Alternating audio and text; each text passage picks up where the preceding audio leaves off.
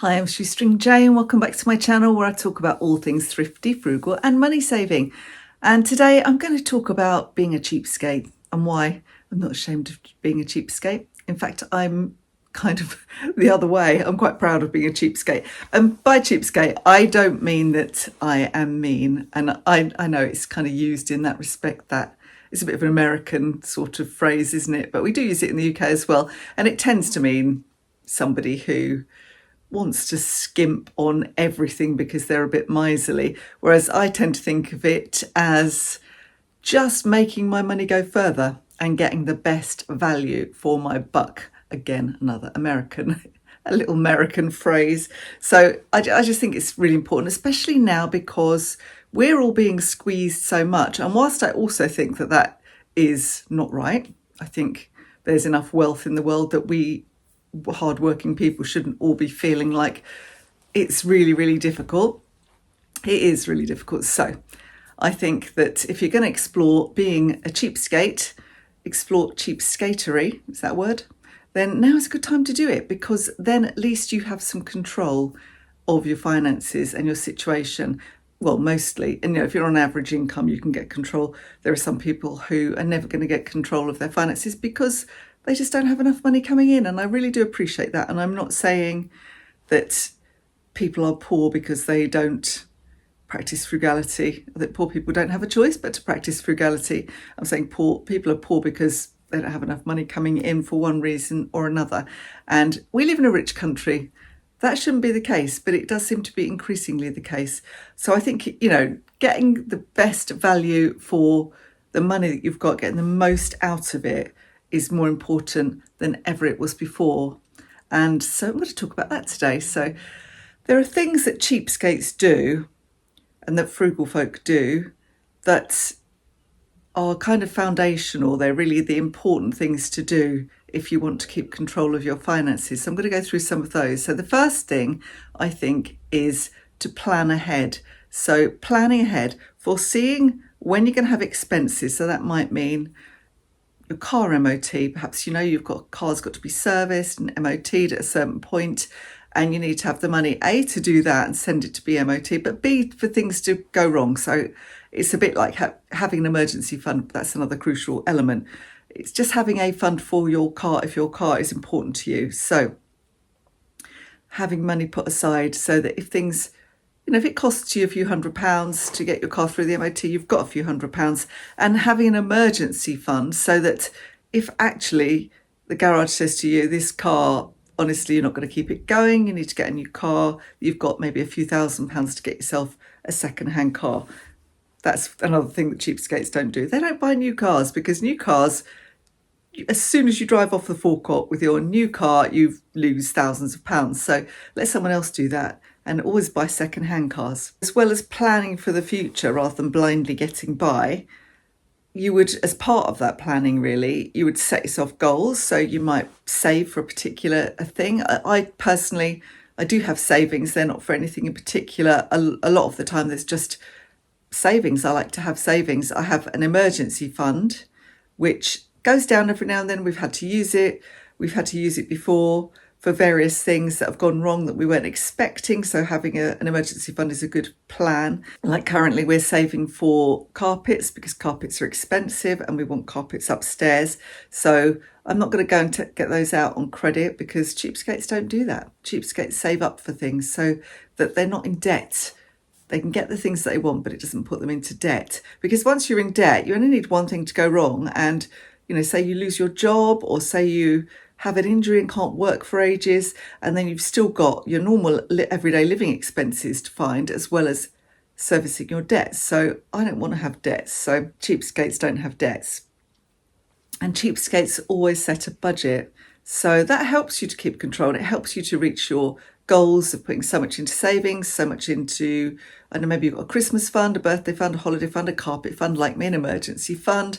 And that is by budgeting. So you see everything you've got coming in, you look at everything you've got going out, and you see what's left over, and then you portion it up. So, I would say you want to look at the immovable expenses like your mortgage or your rent, your electricity, your gas, that kind of thing. Look at those, they're fixed expenses, you have to pay those, whatever. You might also include things like insurances in those. So it may be that you think it's very, very important for you to have life insurance. So you put that and you have money set aside for the beginning of the month. But after that, you have your discretionary expenses. So you've got things like clothing, food. Food, obviously you need to eat food, but do you need to spend £600 a month on food? Could you get that down to a lot less? It depends how many there are of you, whether you've got any dietary requirements and that kind of thing. Obviously, it's going to impact on how much you spend on groceries, which shops you have nearby. I mean, I often say, well, I shop in Lidl and Aldi, and people say, well, I don't have those nearby. So you're just looking at what you do have and what's feasible on what you've got available. Oh, let's just have a bit of my coffee before it goes cold.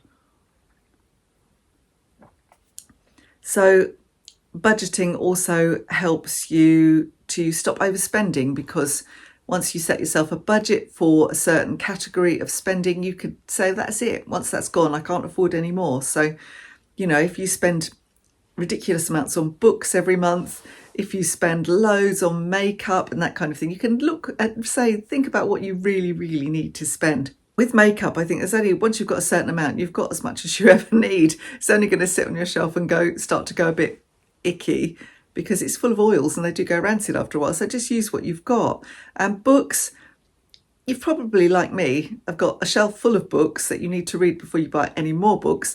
And if you're not going to use those, then just think about using the library. So you don't have to spend a lot of money on books, do you? So think about what your weaknesses are and where you need to stop spending. At this time of the year, I have to set myself a budget for the garden, because I love a garden centre. I think it's a real treat to go around a garden centre, but it's expensive, isn't it? So for me, if I know I've got to buy something for the garden, I'll have a plan for that. So at the moment, it's things that we're going to grow for food. And so I'm going to this month, I'm going to be buying some more compost. We haven't got enough compost that we've made. I'm going to be buying some mulch. I'm probably going to be buying a few more seeds, but I'm not going to be buying much else. So I've got to actually be careful and not let myself get carried away when I'm in the garden centre, because I'm a cheapskate. Another thing that cheapskates will tend to do is buy secondhand items. There's so much waste in the world, isn't there? People buy stuff, they use it for 5 minutes and then it's gone and they're on to the next thing. And that goes for gadgets and electrics and homewares and clothing and all sorts of things. People buy too much stuff because marketers are constantly telling you that you need to. So buy secondhand. You get such a lot of savings. I just cannot buy new hardly at all now, because I know how much I can get things for secondhand and the savings that can be made. And really, I hardly ever spend even 50% of the original cost of an item. And normally it's a lot less, maybe 10 or 15%. So you can buy really good things on a variety of platforms. You can look at your Facebook groups, buying and selling groups. You can just look at even things like the free ads. You can look at Gumtree, eBay, Depop if you're into clothing. Vinted is good for clothing, but also increasingly homewares, and good for kids stuff, I think, as well. There's so many places, and obviously eBay. There's so many places where you can buy secondhand. So cheapskates will inevitably buy secondhand. I love buying secondhand myself, because for me, it's about sustainability as well as saving money. And I think that buying something that's already been produced is better than causing something new to be produced when we already have so much stuff in the world. Another habit that cheapskates have is that they don't compare themselves to others. And I think that's a really good thing to really pull yourself up on, when you find you're looking at other people and thinking, gosh, they've got such a lovely car, I wish I had a car like that. Or they go on so many holidays, lovely holidays and skiing and tropical oases and things like that. And I wish I could do that. I think just pull yourself up, because you really don't know what the circumstances are of those people and whether they are actually got lots of cash, or whether they're doing this all by taking out credit, or whether they've got no savings because they spend every single thing that comes in. You just don't know.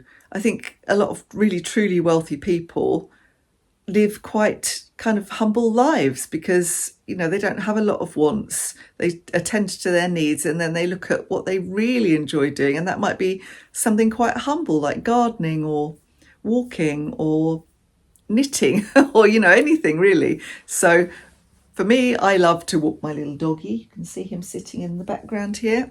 He's a sweet little thing and he's great company. But I don't compare myself to other people with better dogs or more dogs. I don't need to be embarrassed about myself. And I did this a lot when I was younger. I remember thinking, my house doesn't look as good as some of my friends' houses. I'd go into their houses and some of them were quite well off and they would be beautiful houses and really nicely decorated. And I would feel that I would be embarrassed to have them back to my house. And I did get that a lot of house envy. And I used to buy home and garden magazines, spend a fortune on flipping home and garden magazines and look at things that I couldn't really afford to buy. And it just made me really dissatisfied. And it's another form of comparison, isn't it? Looking at magazines, or these days probably more likely social media, and thinking, you know, I want what they have. Just think about what you like and what you can afford. And if by kind of keeping your wants and needs to a minimum, what it actually means in terms of the quality of your life. Does it mean that you can work less? Does it mean that you don't have the worry of debt? Does it mean that you can save up to send your children to university if they want to go to university?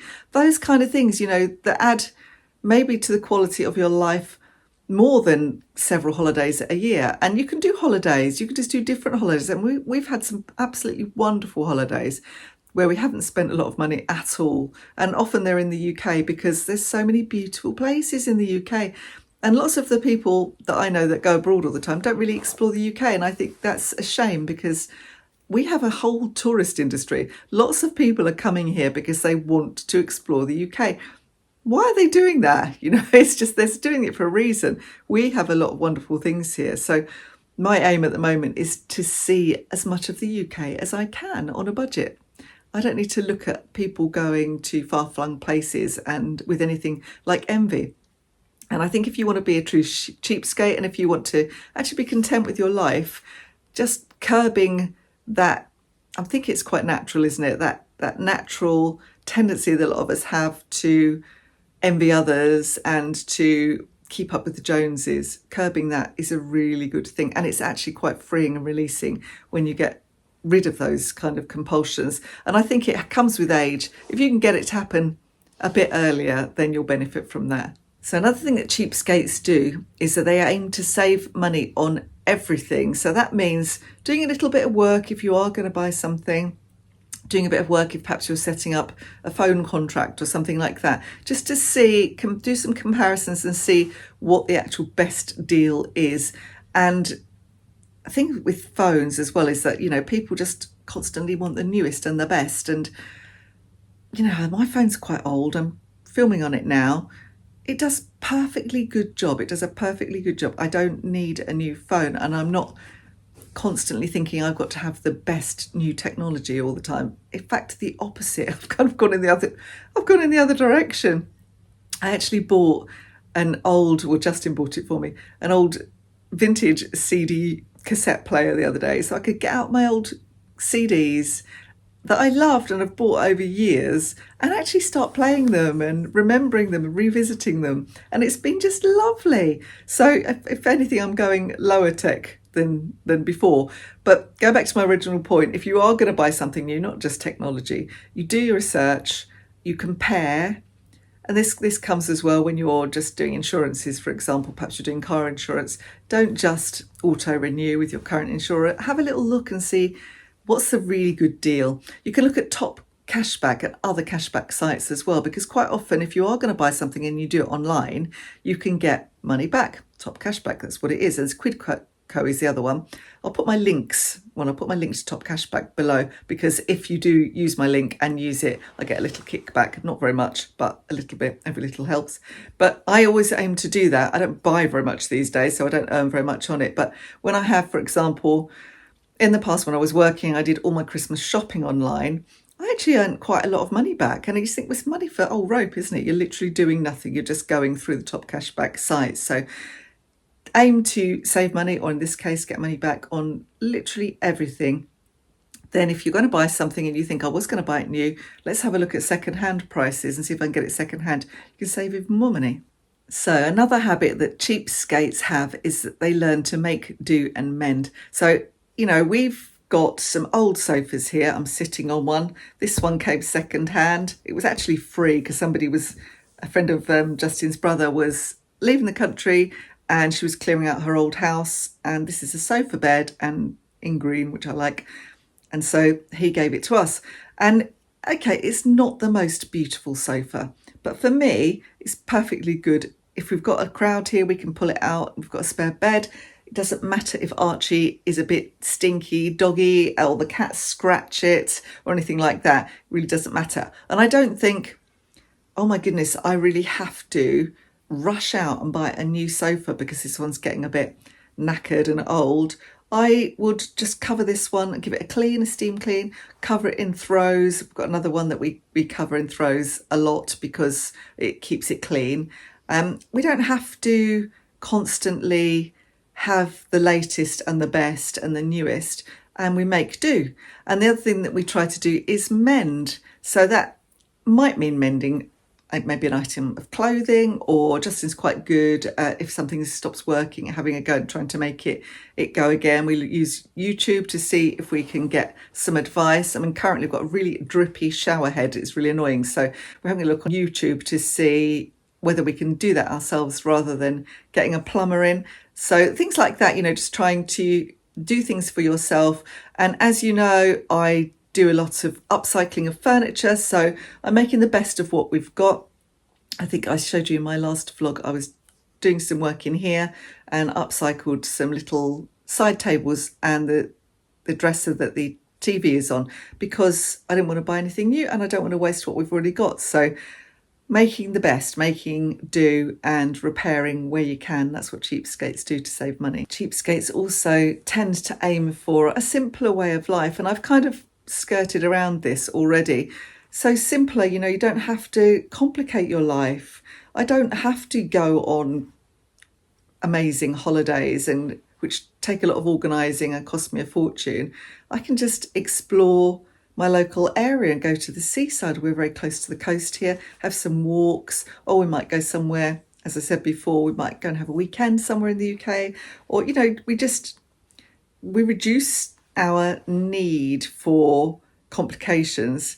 And I don't need, I've mentioned already about not having the latest tech and everything. Keeping it simple, enjoying simple pleasures. So sitting with a book and a cup of tea.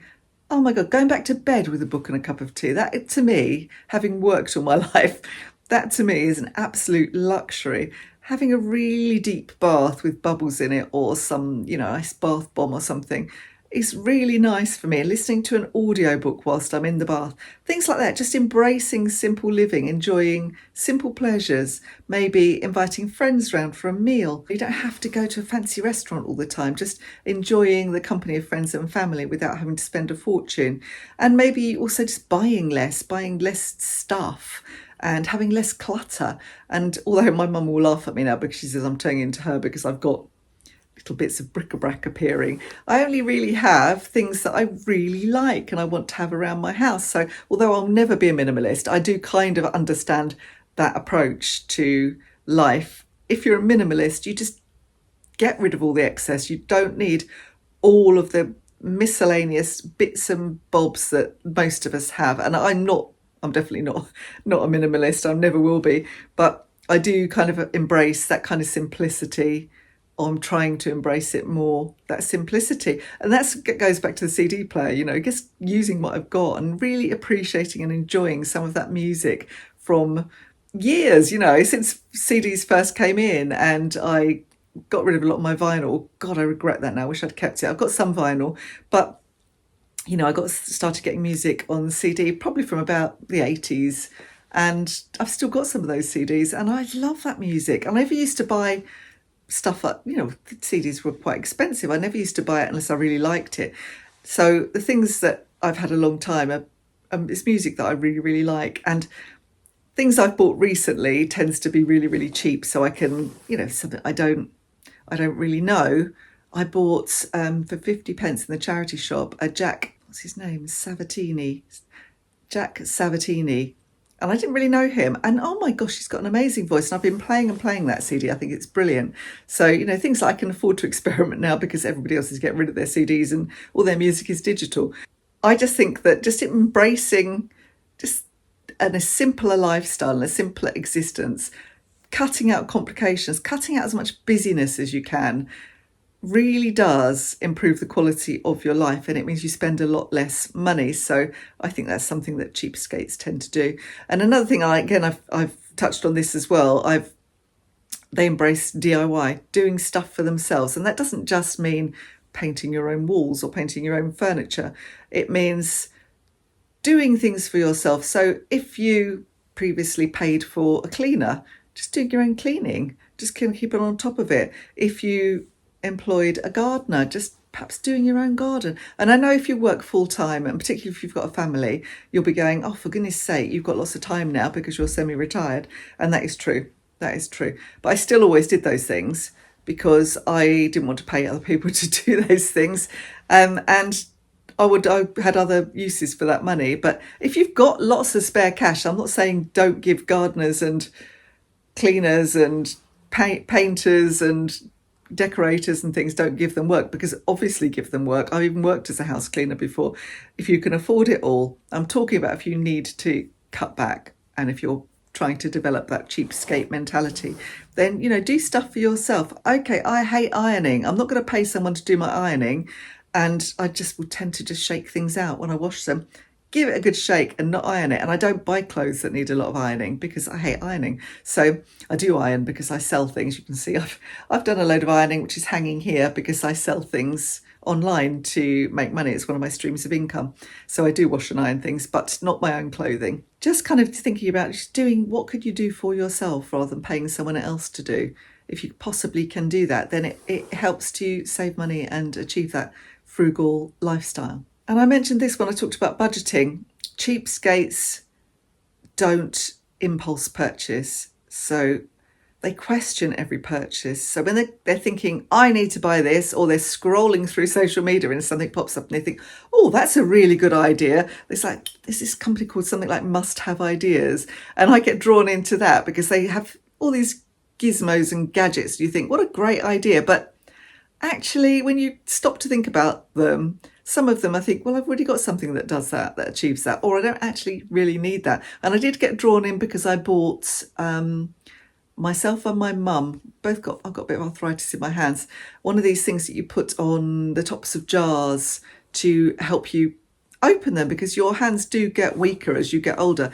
And I bought us one each of those, and it's rubbish. And then I discovered you can do things like, I don't know, steam the top of a lid, or just poke a hole in it and it opens, or use a cloth or some rubber bands and things like that. There are other things you can do. So just questioning every purchase so you don't waste your money and get drawn in by all this clever marketing. And we are bombarded with it all day, every day.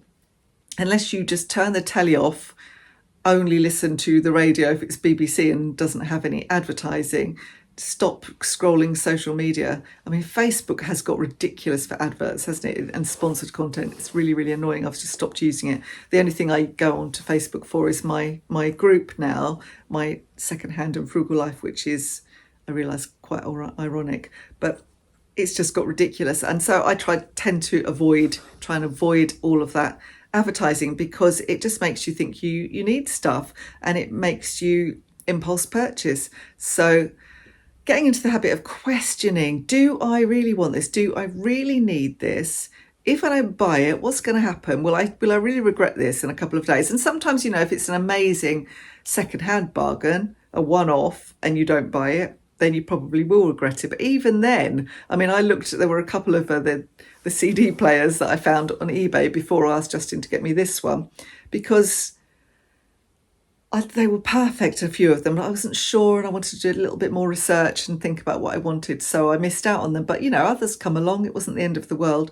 And it's an early birthday present, by the way. It's not my birthday yet, but he got it for me and gave it to me because he wanted me to test it and make sure it works.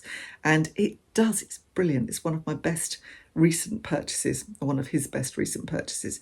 But moving back to the questioning everything, just if getting into a habit of questioning every single thing you buy is such a good habit if you want to develop a cheapskate mentality. I think it's all about just retaining control, isn't it? And spending a bit of time and just making yourself do this. So, you think it's really important to clean your toilet every week or every couple of days or whatever, and you think it's important to, maybe you think it's important to clean your car, or maybe you think it's important to go to the gym. There's certain things that we give importance to in our lives, but if you actually start to give some priority to planning and looking at your finances and planning your life so that you are so you're ready to, when you have to spend, planning, thinking, well, there's loads of birthdays coming up in June or whenever.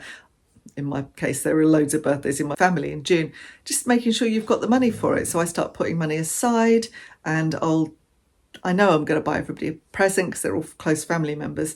So, I'm ready for it. And this year we've got a year of big birthdays. Everybody's hitting 30th, 60th, mum's hitting her 90th. So we've got big birthdays. So I'm planning ahead, and I think that helps me retain control, really. So there's a book called The Millionaire Next Door, which I've got. It's an old American book, but it still rings true, some of it, because it is just pointing out that a lot of the reason that some people are millionaires, or in this case they might be multimillionaires nowadays, but is because they are careful stewards of their money. They don't rush out and spend it. They don't spend all of their money the minute they get paid and not have any savings or investments. They actually plan, and then they can end up paying off their house early. And nowadays with house prices, that can make you a millionaire just in terms of what your house might be worth. They make sure that they've put money into their pensions. They maybe have some savings and investments.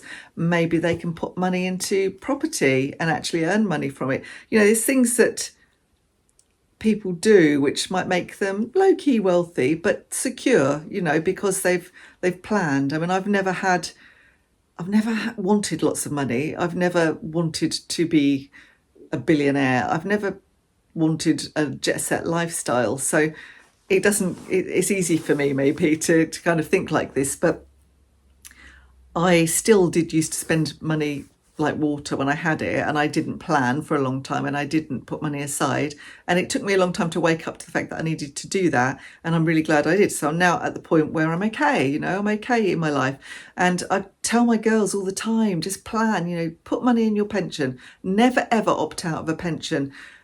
Have some savings and investments. Try to save for a deposit on a property, because although that's really difficult to do in this area, it's not impossible. And then once you've got your property and you can start paying it off, then you've got security for the future, haven't you? So I think it is that kind of planning, budgeting, long-term thinking, not spending, just developing a kind of frugal mindset that will kind of set you up, really. So they're my thoughts on why I'm a cheapskate and proud of it, because I think it actually takes a little bit of effort to be a cheapskate, and it isn't about being miserly, and it's not about being mean, because that is not what I'm about at all.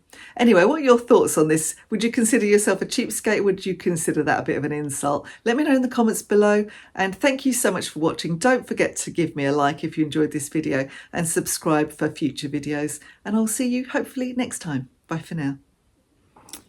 Hey Archie. I wonder if he minds coming from a family of cheapskates. I don't think he does. He's hardly deprived, is he?